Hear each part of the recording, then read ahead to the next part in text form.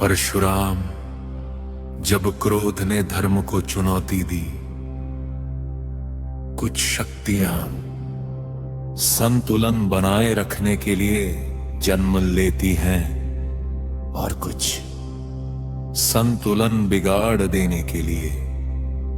मिथिला में विवाह संपन्न हो चुका था, आनंद संगीत मंगल ध्वनि सब कुछ पूर्ण था। अब दशरथा अपने पुत्रों और वधुओं के साथ अयोध्या लौट रहे थे। रथ आगे बढ़ रहे थे, हृदय प्रसन्न था, मानो जीवन ने पूर्णता पाली हो। लेकिन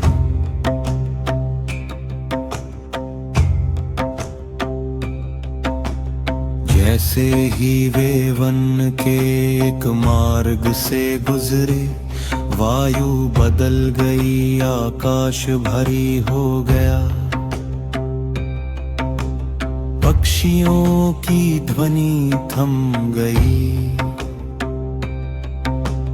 जैसे प्रकृति स्वयं चेतावनी दे रही हो।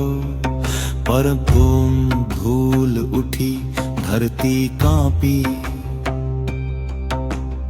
और सामने प्रकट हुए।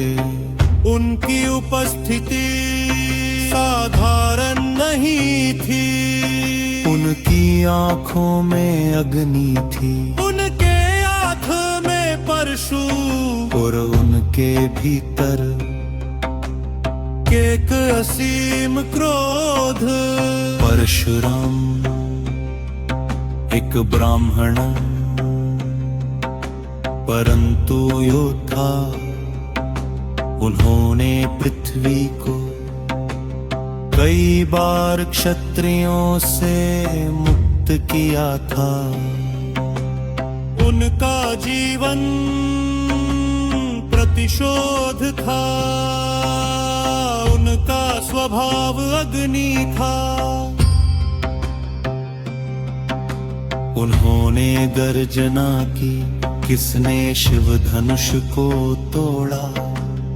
उनकी आवाज आकाश में गूंज उठी। यह प्रश्न नहीं था कि ये चुनौती थी, स्वग्रह जाकर नहीं जानते।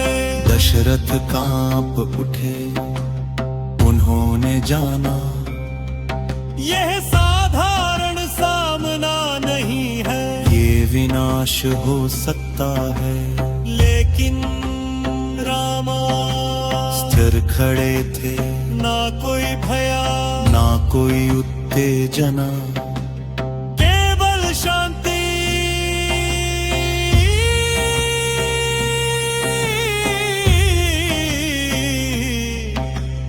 लक्ष्मण क्रोध था, उन्होंने कहा धनुष टूटा है, एक तो क्या हुआ, यह एक उत्तर नहीं था। परशुराम ने क्रोधित होकर कहा, तुम जानते नहीं हो तुम किससे बात कर रहे वे। लक्ष्मण ने उत्तर के, और आप भी नहीं जानते आप किससे सामना कर रहे हैं। राम ने लक्ष्मण को रोका, शांत रहे। फिर उन्होंने परशुराम की ओर देखा। मैंने धनुष तोड़ा है, कोई अहंकार नहीं।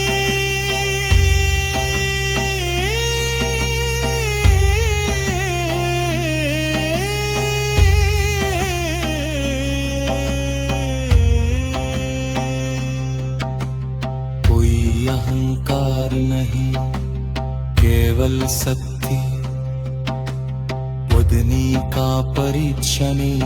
परशुराम ने कहा, यदि तुम में शक्ति है तो इस धनुष को चढ़ा कर दिखाओ। उन्होंने अपना धनुष आगे बढ़ाया। यह केवल परीक्षा नहीं थी, यह चुनौती थी। राम ने धनुष लिया, कोई संदेह नहीं, कोई प्रयास नहीं, केवल सहजता। राम ने धनुष चढ़ा दिया। परशुराम स्तब्ध नहीं, उनकी आंखों में क्रोध नहीं है, केवल पहचान थी। यह साधारण नहीं है, यह वही है। परशुराम ने अपना मस्तक झुका दिया। मैंने तुम्हें पहचान लिया, तुम वही हो। उनका क्रोध शांत हो गया। पहलदार अहंकार केवल तब तक रहता है जब तक सत्य सामने नहीं आता। परशुराम चला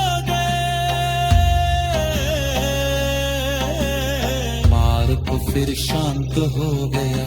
सबको लगा सब समाप्त हो गया, लेकिन केवल एक पुरसंकेत था। तेरा मकदार और कत्ल होने वाला है। अब राम के चित्त नहीं करो, उन्हें शासन दी करमा होगा।